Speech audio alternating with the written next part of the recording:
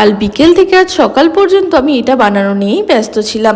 দেখো রেজাল্টটা কি সুন্দর হয়েছে, কিন্তু আসলে দেওয়ার সময় যে কি হয়েছে সেটা তোমরা ভিডিও এন্ডে দেখতে পারবে। আমাদের চারতলায় পায়রার ঘরটায় কাজ হচ্ছে, এখানে আসলে আমাদের পাখিগুলো থাকবে। ওরা না আখ খেতে ভীষণ পছন্দ করে।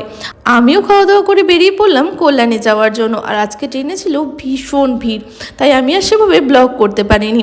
কল্যাণী ফিরেই ব্যাগটা রেখে আমি বেরিয়ে পড়েছিলাম চন্দনদার জন্য একটা গিফট কিনতে। তো আমি নিয়েছিলাম একটা ব্লুটুথ স্পিকার, সেটা দিদিটা খুব সুন্দর করে প্যাক করে দিয়েছিল। তারপর চলে গেছিলাম চন্দনদার বাড়িতে। আর সেই ছোট ছোট বার্থডে ক্লিপগুলো তোমরা একটু দেখে নাও। Happy birthday to you. Happy birthday, dear Chandanda. Happy birthday to you. To you. Happy birthday, dear Chandanda. Happy birthday to you. তারপরে হয়েছিল কেক কাটিং। আর এটা হলো তপস্বীদি। সোফার মাঝে যিনি বসে আছেন উনি হলো চন্দনদার বড় দিদি, আর সাইডে যিনি রয়েছেন উনি হলো ছোটদি। কেক টেক কাটা তো হলো, তারপরে শুরু হয়ে গেছিলো আমাদের বদমাইশি। প্রথমে তো ক্রিম মাখিয়ে চন্দনদাকে পুরো ভূত করা হয়েছিল, আর আমি এসব ক্রিম মাখানোর পর্বে ছিলাম না। আমি নিয়েছিলাম স্নো স্প্রে দিয়েও লিটারালি ভূত বানিয়েছিলাম। চন্দনদা একটু ফ্রেশ হয়ে বসেছিল হচ্ছে গিফট আনবক্সিং করতে। সব গিফট কিন্তু আমাদের বার্থডে বয়ের ভীষণ পছন্দ হয়েছিল।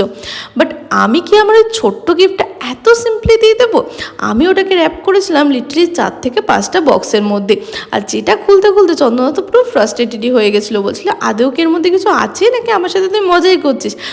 না না, আছে নিশ্চয়ই আছে, তুমি একটু ধৈর্য ধরে র্যাপগুলোকে খোলো। আর আমি জানো তো প্রত্যেকটা বক্সের মধ্যে একটা করে কিটক্যাট, একটা করে ডেয়ারি মিল্ক রেখেছিলাম, যাতে মানে ধৈর্য হারা না হয়ে যায়। তো লাস্টের বক্সটা খোলার পর চন্দনদা ভীষণ আনন্দ পেয়েছিল, কারণ চন্দনদা আমাদের ইলেকট্রনিক জিনিস প্রচণ্ড পছন্দ করে। তো আমাদের গিফটটাও চন্দনদার ভীষণই পছন্দ হয়েছিল। দুপুরে আজকে লাঞ্চে ছিল হচ্ছে বিরিয়ানি, যেটা আমার তো খুবই পছন্দের। বাট এবার একটা দুঃখের কথা বলি, আমি এই কেকটা বানাতে দিয়েছিলাম, একটা বেন্টো কেক, আর আমাকে বানিয়ে দেওয়া হয়েছিল এই কেকটা, যেটা দেখে তো আমার মন ভীষণই খারাপ হয়ে গেছিলো। আর তোমাদেরকে আরও একটা দুঃখের কথা বলি, সকালে বললাম না যে একটা গন্ডগোল হয়েছে, দেখো বাড়িতে কত সুন্দর জ্বললো, আর এখানে আমি গিফটটা দেওয়ার পর এটা এরকম অবস্থা হয়ে গেছিলো। মানে এত মনটা খারাপ লাগলো যে মানে এরকম কেনই বা হলো। ভালোভাবেই হতে পারতো যেমন বাড়িতে হলো, বাট তাও আমাদের বাচ্চা বয়ের খুব পছন্দ হয়েছে, সেটা তার মুখ থেকেই শুনে নাও। Thank you thank you